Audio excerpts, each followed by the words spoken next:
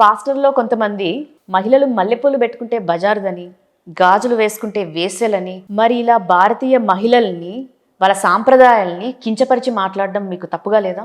చూడండి, గాజులు పువ్వులు ఈ రెండింటి గురించి మీరు మాట్లాడారు కనుక ఇది భారతదేశ సాంప్రదాయము అని మీకు ఎవరు చెప్పారు? పువ్వులు అనేది మాకు మాత్రమే పేటెంట్ రైట్స్ ఉన్నాయి అన్నట్లుగా మీ యొక్క మహిళలు మాట్లాడుతుంటారు కదా. మన భారతదేశంలో కేవలం భారతదేశంలో మాత్రమే ప్రారంభించారు పువ్వులు పెట్టుకోవడం. ప్రాచీన కాలంలో చాలా దేశాల్లో స్త్రీలు పువ్వులు పెట్టుకునేవారు. ఇప్పుడంటే ఫ్యాషన్ ఎక్కువైపోయి చాలామంది పెట్టుకోవట్లేదు. మన భారతదేశంలో కూడా చాలామంది ఇప్పటికే 90% మంది పువ్వులు పెట్టుకోవడం మానేశారు. లేదా నేను ఒక 50% అని చెప్పొచ్చా, లేదా ఒక 60% అని చెప్పొచ్చా, చాలామంది మానేశారు. అయితే పువ్వులు మాకు మాత్రమే పేటెంట్ రైట్స్ ఉన్నాయి అని మీరు అనుకోవద్దు. పువ్వులు ఎప్పుడైతే అన్ని చోట్ల మానేసి భారతదేశంలో పెట్టుకుంటున్నారో ఇది మాదే అని మీరు అనుకుంటున్నారేమో. వివిధ ప్రాంతాల్లో పువ్వులు పెట్టుకునేవారు. ఇంకా గాజుల విషయానికి వస్తారా? గాజులు అనేది ఒక మూఢనమ్మకం నుంచి ప్రారంభమైంది. ప్రాచీన కాలంలో గాజులు అనే కాన్సెప్ట్ ఏదైతే ఉందో ఇది ఒక మూఢనమ్మకంతో జ్యోతిష్యులు అనేవారు ప్రారంభించారు. గాజులు వేసుకోవడం ద్వారా నవగ్రహాల్లో ముఖ్యంగా శుక్రుడి యొక్క అనుగ్రహము ఆమెకు ఆమె కుటుంబానికి కలుగుతుందనే ఒక మూఢనమ్మకంతో ప్రారంభించారు. ఈ రోజుల్లో తాయితీ కట్టుకుంటే ఏదో అయిపోద్ది, ఉంగరాలు పెట్టుకుంటే రంగురాలు పెట్టుకుంటే ఏదో అయిపోతుంది, పన్నా పెట్టుకుంటే ఏదో జరుగుతుంది అనే మూఢనమ్మకం ఎలాగైతే జ్యోతిష్యులు క్రియేట్ చేశారో ప్రాచీన కాలంలో చాలా లాంగ్ బ్యాక్ దీని ఆరిజిన్ కూడా ఎవరు కనుక్కోలేకపోయారు.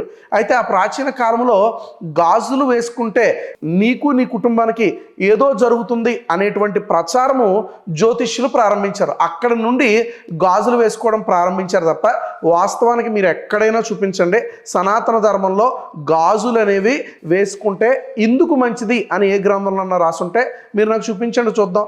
ఎందుకు అని అంటే కనుక ఉండనే ఉండదు. ఎందుకు ఇంత స్పష్టంగా చెప్తున్నాను తెలుసా? గాజులు అనే ఆ కాన్సెప్ట్ జ్యోతిష్యులు ఒక మూఢనమ్మకంగా ప్రారంభించారు. నవగ్రహాల్లో శుక్రుడు మీకు అనుకూలంగా ఉంటాడు, మీకు ఆరోగ్యం ఇస్తాడు, మీకు మంచి జరుగుతుంది అని చెప్పడం ద్వారా గాజులు అనేవి ఇక్కడికి వచ్చినాయి. అంతేగాని గాజులు వేసుకుంటే పెళ్ళైనట్టు, గాజులు మానేస్తే ముండమోపు అయిపోయినట్టు ఈ ఆలోచన చాలా తప్పుడు ఆలోచన. అలా చెప్తే వాస్తవానికి జ్యోతిష్యులు చెప్పింది ఏ గాజులో తెలుసా? మట్టి గాజులు వేసుకోమని చెప్పారు. ఈరోజు మరి మీరు అందరూ కూడా ఎలాంటి గాజులు వేసుకుంటున్నారు? గోల్డ్ వేసుకుంటున్నారు, సిల్వర్ వేసుకుంటున్నారు, రకరకాల డిజైనర్ గాజులు అన్నీ కూడా వేసుకుంటున్నారు. సో గాజులు అనేవి కానీ పువ్వులు అనేవి కానీ ఇవేమి కూడా ఐదో తనాన్ని సూచించట్లేదు. ఇన్ఫ్యాక్ట్ బొట్టు ఇంకా మిగిలిన అలంకారాలు ఏవైతే ఉన్నాయో ఇవన్నీ కూడా కొన్ని ఆచారాల వలనో కొన్ని సాంప్రదాయాల వలనో గ్రంథాల వలనో ఇవి వచ్చినాయి తప్ప దీనికి ఐదో తనానికి ఎలాంటి సంబంధం లేదు. ఇంకా పాస్టర్ గారు ఆయన ఆ రీతిగా అన్నాడు అని మీరు అంటున్నారు కనుక ఆయన తన సంఘంతో మాట్లాడుకున్నాడు, ఆయన తన సంఘానికి బోధించుకుంటున్నాడు. అందరు స్త్రీలని ఆయన అదే మాట అనలే, ఆయన సహజంగా మాట్లాడాడు. ఒకవేళ పాస్టర్ గారు అలా మాట్లాడారు అనేది మీ యొక్క వాదన అయితే కనుక స్త్రీలందరినీ ఉద్దేశించి మాట్లాడితే అది ఖచ్చితంగా తప్పే.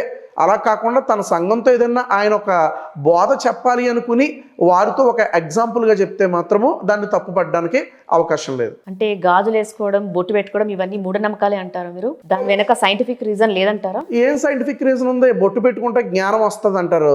బొట్టు పెట్టుకున్న వాళ్ళందరికీ నిజంగా జ్ఞానం ఉంటుంది. అయితే కొద్ది కాలం ఒక పిచ్చోడికి బొట్టు పెడదాం, వాడు జ్ఞానవంతుడు అయిపోతాడా? ఒక మెంటల్లీ రిటైర్డెడ్ పర్సన్స్ ఉంటారు కదా, మంచం మీద ఉంటారు, వారికి మనం బొట్టు పెట్టి చూద్దాం, గాజులు పెడదాం, పువ్వులు పెడదాం, పట్టీలు పెడదాం, అన్నీ పెడదాం, వారికి ఏం జ్ఞానం వస్తుందో చూద్దామా? బొట్టు పెట్టుకున్న వారు అందరికీ జ్ఞానం వస్తుందంటే చాలామంది బొట్లు పెట్టుకుని తిరుగుతున్నారు. బొట్టు లేనోడు కింద వాడు పనిచేస్తున్నారు. ఈరోజు అమెరికా వాడు ఏం బొట్టు పెట్టుకుంటున్నాడు, చైనా వాడు ఏం బొట్టు పెట్టుకున్నాడు? చైనా వైపు ప్రపంచం అంతా చూడట్లేదా? కమ్యూనిస్ట్ భావజాలం కలిగిన చైనా వైపు ఎందుకు చూస్తుంది? ఏం బొట్టు పెట్టుకున్నారని వారి దేశం ముందుకెళ్తుంది. ఇలాంటి మూఢనమ్మకాలు పెట్టి ఈరోజు చాలామందిని అమాయక జనాల్లో మోసం చేస్తున్నారు తప్ప వాస్తవానికి బొట్టు వలన ఎలాంటి ప్రయోజనము లేదు. అది కేవలం ఒక కల్చర్ ప్రకారం వచ్చింది. దాన్ని ఆచరించడంలో తప్పేం లేదు. ఆచరించాలి అనుకుంటే ఆచరించవచ్చు, కానీ దానివల్ల జ్ఞానం వస్తుంది. గాజులు వేసుకుంటే ఏదో వస్తుంది, వడ్డానం పెట్టుకుంటే ఇంకోటి వస్తుంది. ఇవన్నీ కూడా ఒట్టి ట్రాష్. ఓకే, మరి ఇదే మూఢనమ్మకాలని మీరంటే మీ చర్చిల్లో కూడా అరటిపళ్ళు ఇస్తే పిల్లలు పుడతారని, అలాగే కర్చీఫ్ ఇస్తే స్వస్థత పొందుతారని, మరికొందరు యేసుక్రీస్తు మార్కెట్కి వస్తున్నారని, కూరగాయలు కట్ చేసిస్తున్నారని, ఖాళీ సిలిండర్ బయట పెడితే ఫుల్ అయిపోతుందని, తెల్లారితే ఫోన్ పేలో లక్షలు పడిపోతున్నాయని, మరి ఇవన్నీ మూఢనమ్మకాలు కాదా? ఇవి మూఢనమ్మకాలు కాదు, ఇవి మోసాలు అంటారు వీటిని. ప్రతి మతంలో మోసగాళ్ళు ఉన్నారు. ఇది తీసుకుని వెళ్తే ఏదో జరుగుతుంది అనేటువంటి ఈ యొక్క మాటలు ఏవైతే ఉన్నాయో ఇవన్నీ కూడా ఖచ్చితంగా మోసాలే. అయితే ఈ మధ్యన వెరీ రీసెంట్గా కొంతమంది క్రైస్తవులు కాని వారు కొంతమంది చర్చెస్లోకి ఎంటర్ అయ్యి కావాలనే ట్రోలింగ్ వీడియోస్ కోసం కొంతమంది సాక్ష్యాలు చెప్తున్నారు అనేది కూడా ఈ మధ్యన ఒక వ్యక్తి నాతో చెప్పడం నేను విన్నాను. ఒకవేళ ఇది నిజమైతే కొంతమంది చర్చెస్లోకి వెళ్ళి వారు సాక్ష్యం చెప్తామనే పేరుతో నాకు పలానా వాడు కర్చీఫ్ ఇస్తే స్వస్థత అయింది, నాకు గ్యాస్ సిలిండర్ పెడితే గ్యాస్ సిలిండర్ నిండిపోయింది, ఏటీఎం కార్డులో ఏటీఎం పెడితే నాకు డబ్బులు వచ్చినాయి, ఇలాంటి ఫేక్ సాక్ష్యాలు కొంతమంది చెప్తా ఉన్నారు. వీరి గురించి నేను క్రొత్తగా చెప్పక్కర్లే, చాలామంది వీరి గురించి వీడియో చేశారు. వినండి, దేవుని యొక్క నామము అవమానపరచబడుతుందంటే ఇటువంటి వారి వల్లనే. దేవుడు స్వస్థపరుస్తాడా లేదా అంటే ఖచ్చితంగా స్వస్థపరుస్తాడు. దేవుడు గొప్ప కార్యాలు చేస్తాడా? ఖచ్చితంగా గొప్ప కార్యాలు చేస్తాడు. దేవుడు మనకు డబ్బు ఇవ్వగలడా? ఇస్తాడు. దేవుడు మన కుటుంబాన్ని కట్టగలడు. ఇలా చెప్పుకుంటూ పోతే దేవుడు గొప్ప కార్యాలు చేస్తాడు. కాకపోతే కొంతమంది అతిశయోక్తిగా వారు చెప్పడం వలన దేవుడి నామము వ్యర్థముగా ఉచ్చరింపబడతా ఉంది. ఇలాంటి వారు కేవలము క్రిస్టియానిటీలో మాత్రమే కాదు, ప్రతి చోట్ల కూడా ఉన్నారు. చూడండి, కొంతమంది నాకు అమ్మోరు పూనిందంటుంది. ఈ మధ్యన ఒక ఆమె మా ఇంట్లో అమ్మోరు వెలిసిందని చెప్పి ఒక ఆమె ఫేక్ పనులు చేస్తూ ఉంది. ఆమెను చాలామంది మీడియా ఛానల్స్ కూడా తరుముతూ ఉంటే వాళ్ళని తిడతా ఉంది, నువ్వెవడవరా లోపలికి రావడానికి అని. మరొక ఆయన నాకు అల్లా చెప్పాడు ఈ తాయిత్ కట్టమని. ఖురాన్లో ఎక్కడ కూడా అల్లా తాయిత్ కట్టమని చెప్పలే.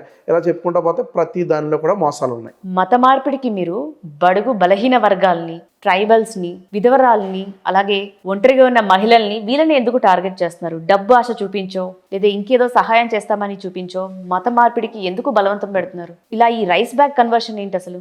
మీరు ఇచ్చిన స్టేట్మెంట్ ఎలా ఉందంటే పేదవారిని, ఎందుకు పనిచేయని వారిని, ట్రైబల్స్ని, బడుగు బలహీన వర్గాలను మేము టార్గెట్ చేస్తున్నాం అనేది మీ ఆరోపణ అయితే కనుక, విధవరాలను కూడా మేము టార్గెట్ చేస్తున్నాం అనేది వాస్తవం అయితే, ఈరోజు ఎంతమంది భర్తలు ఉన్న వారిని భర్తలతో కుటుంబంతో చర్చకు వస్తున్న వారిని మీకు చూపించను.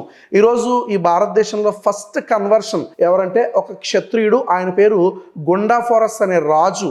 పెర్షియా మొదలుకుని ఇరాన్, ఇరాక్, ఆఫ్ఘనిస్తాన్, భారతదేశం వరకు కూడా ఆయన పరిపాలించాడు. మొట్టమొదట క్షత్రియుడైన కన్వర్ట్ అయ్యాడు. రెండోదిగా 34 నంబూరి బ్రాహ్మణ్ ఫ్యామిలీస్ వారు యేసుక్రీస్తుని సొంత రక్షకుడిగా అంగీకరించారు. చౌదరీస్, రెడ్డిస్, బ్రాహ్మిన్స్, ముస్లిమ్స్, ప్రతి కులంలో ప్రతి మతంలో ఈరోజు క్రైస్తవులు ఉన్నారు అని అంటే కనుక ప్రతి ఒక్కరు కూడా యేసుక్రీస్తును సొంత రక్షకునిగా అంగీకరిస్తున్నారు. ఇందులో ఎలాంటి ఫోర్స్ లేదు. ప్రాముఖ్యంగా రైస్ బ్యాగ్ అనే మాట మీరు వినియోగించారు కదా, ఇది క్రైస్తవ్యాన్ని అవమానపరుస్తున్న మాట. కారణం ఏంటో తెలుసా?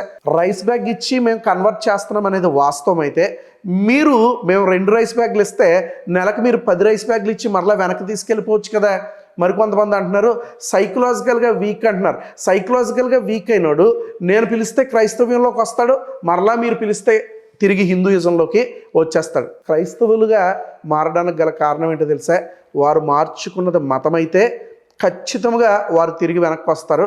వారు మార్చుకున్నది మనసు గనక మీరు బ్రతిములాడినా, భయపెట్టినా, ప్రాణం తీస్తానన్నా, క్రైస్తవులుగా ఒకసారి మారినవాడు మరలా తిరిగి ఆ యొక్క విశ్వాసాన్ని ఎన్నటన్నటికీ కూడా విడిచిపెట్టడు.